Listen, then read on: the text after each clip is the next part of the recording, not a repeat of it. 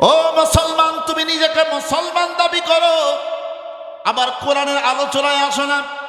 তুমি মেলায় থাকো, তুমি দোকানে থাকো, তুমি রাস্তায় থাকো, তুমি নেতার পিছে পিছে ঘুরো, নেতার স্যান্ডেল চাটো, নেতার জুতা চাটো, আর নেতার পা চাটো, আর নেতার পিছনে ঘুরঘুর করো, আর কোরআনের মহাব্বতে, কোরআনের ভালোবাসায় কোরআনের কাছে তুমি বসতে পারো না।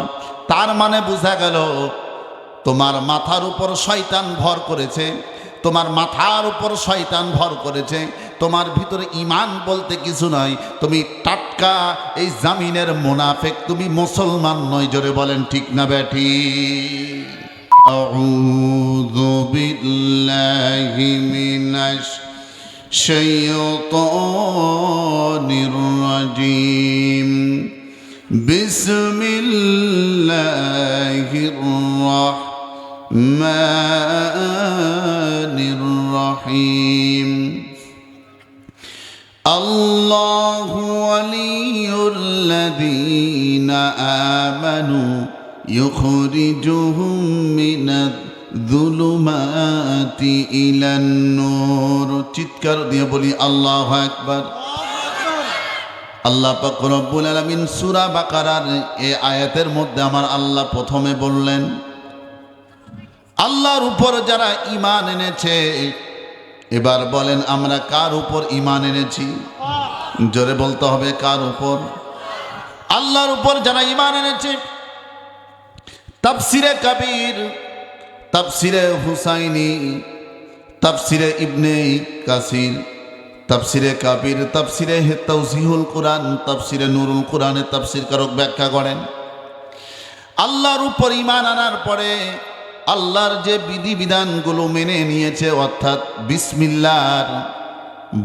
বিসমিল্লাহর বা থেকে সূরা নাসের সিন পর্যন্ত, যাকে বলা হয় বাস, পুরা কুরআনুল কারীমকে যারা মেনে নিয়েছে, আল্লাহ পাক রব্বুল আলামিন তাদের ব্যাপারে বলেন, আমি আল্লাহ তাআলা অন্ধকার থেকে আলোর পথে নিয়ে আসি, অর্থাৎ জাহান্নাম থেকে আমি আল্লাহ মুক্তি করে জান্নাতের পথে নিয়ে যাই।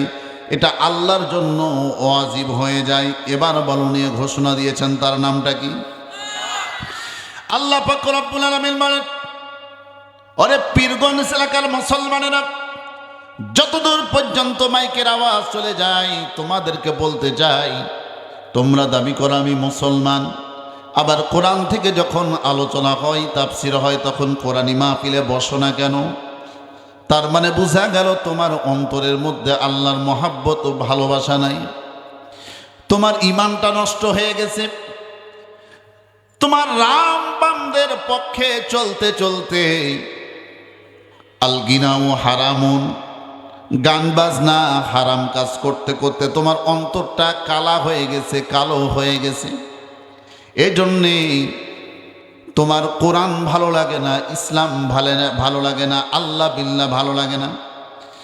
বরঞ্চ সূরা আরাফের মধ্যে আল্লাহ পাক রব্বুল আলামিন বলেন, কোরআনুল কারীম থেকে যখন তাফসীর হবে, কোরআন থেকে যখন আলোচনা হবে, কোরআনের আলোচনা তোমাদের কানের মধ্যে যাওয়ার সঙ্গে সঙ্গে তোমরা কোরআনের প্যান্ডেলে, কোরআনী মাহফিলে যারা বসে যাবে, আল্লাহ পাক রব্বুল আলামিন তাদের ব্যাপারে বলেন, লাআল্লাকুম তুরহামুন।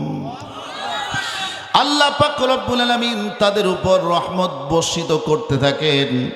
সূরা আরাফের মধ্যে আল্লাহ বলে দিলেন, এবার আসেন, কোরআনুল কারীমের মহাব্বত ভালোবাসা তাদের অন্তরের মধ্যে আছে, যারাই এ কোরআন তাদের কানের মধ্যে যাওয়ার সঙ্গে সঙ্গে কোরআনী মাহফিলে বসে চুপ করে তারা কোরআনুল কারীম শুনতে থাকে, আল্লাহ তাআলা তাদের ব্যাপারে আর একটা মেসেজ দিয়ে জানায় দিলেন। সূরা আনফালের মধ্যে আমার আল্লাহ বলেন, ইন্নামাল মুমিনুনা আল্লাযীনা ইযা যুকিরাল্লাহু ওয়াজিলাত কুলুবুহুম ওয়া ইযা তুলিয়াত আলাইহিম আয়াতুহু যাদাতুহুম ঈমানা ওয়া আলা রাব্বিহিম ইয়াতাওয়াক্কালুন।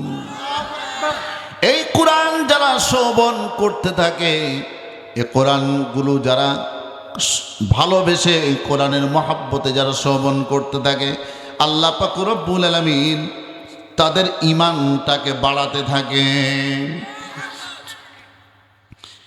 এবার যারা তাফসীর মাহফিলে এসে চুপ করে বসে কোরআনটা শ্রবণ করতে লাগলো, আল্লাহ পাক রব্বুল আলামিন তাদের ব্যাপারে বলেন, ফাউলাইকা ইউবাদদিলুল্লাহু সাইয়্যাতিহিম হাসানাত ওয়া কানাল্লাহু গফুরুর রহিমা। যারা কোরআনের আওয়াজ শোনার পরে যারা মহাব্বতে কোরআনের ভালোবাসায় আল্লাহর মহাব্বতে যারা বসে কোরআনটা শ্রবণ করতে লাগলো, আল্লাহ তাদের ব্যাপারে বলেন, আমি আল্লাহ তাআলা তাদের জীবনের সমস্ত গুনাহগুলো আমি আল্লাহ মাফ করে দিলাম।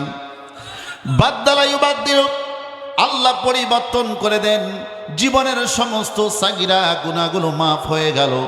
এবার বান্দারা কোরআন শুনতে শুনতে যখন অন্তরটা নরম হয়ে যায় আর বলেন, রব্বানা যালামনা আনফুসানা ওয়া ইল্লাম তাগফির লানা ওয়া তারহামনা লানাকুনান্না মিনাল খাসিরিন। রব্বানা আতিনা ফিদ দুনিয়া হাসানা ওয়া ফিল আখিরাতি হাসানা ওয়া কিনা আযাবান নার। আল্লাহ পাক রব্বুল আলামিন তাদের ব্যাপারে বলেন, বান্দারা যখন আমি আল্লাহর কাছে দোয়া করতে থাকে আর বলে, তুবু ইলাল্লাহি তাওবাতান নাসুহা, আল্লাহ গো জীবনে অনেক গুনাহ করেছি, ভুল করেছি, আল্লাহ আমাকে মাফ করে দাও। বান্দা আল্লাহর কাছে ক্ষমা চাইতে দেরি, আল্লাহ পাক রব্বুল আলামিনের সেই বান্দাকে মাফ করতে আমার আল্লাহর দেরি হয় না। আমার নবী বলেন, মা তাকাদ্দাম মিন যামবি ওয়া ইন কানাত মিথলা সাবাদিল বাহার, তোমরা যতই গুনাহ করো না কেন এরপরে আল্লাহর কাছে খালেস নিয়তে যখন আল্লাহর কাছে ক্ষমা চাও, আল্লাহ পাক রব্বুল আলামিন তোমাদের জীবনের সমস্ত গুনাহগুলোকে আমার আল্লাহ মাফ করে দেন। খুশি না বেজার? ও মুসলমান ভাইরা, আবার আপনাদেরকে বলতে চাই, গভীর মনোযোগ দিবেন। আল্লাহ পাক রব্বুল আলামিন আমাদেরকে পৃথিবীর জমিনে কি জন্য পাঠালো একটু কি চিন্তা করেন? না না, চিন্তা করে না এলাকার মানুষ। যদি চিন্তা করতো এ পীরগঞ্জ এলাকার মুসলমানেরা, তাহলে দোকানে থাকতে পারতো না। হাজার হাজার মানুষ মেলার মধ্যে আসে না নাই? ও মুসলমান, তুমি নিজেকে মুসলমান দাবি করো, আবার কোরআনের আলোচনায় আসো না।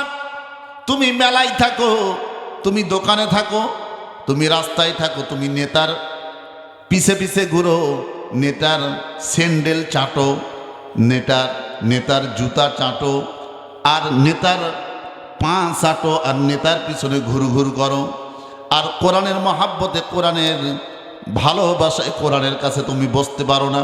তার মানে বোঝা গেল তোমার মাথার উপর শয়তান ভর করেছে, তোমার মাথার উপর শয়তান ভর করেছে, তোমার ভিতরে ঈমান বলতে কিছু নয়। তুমি টাটকা এই জামিনের মুনাফিক, তুমি মুসলমান নয়। জোরে বলেন ঠিক না বেঠিক?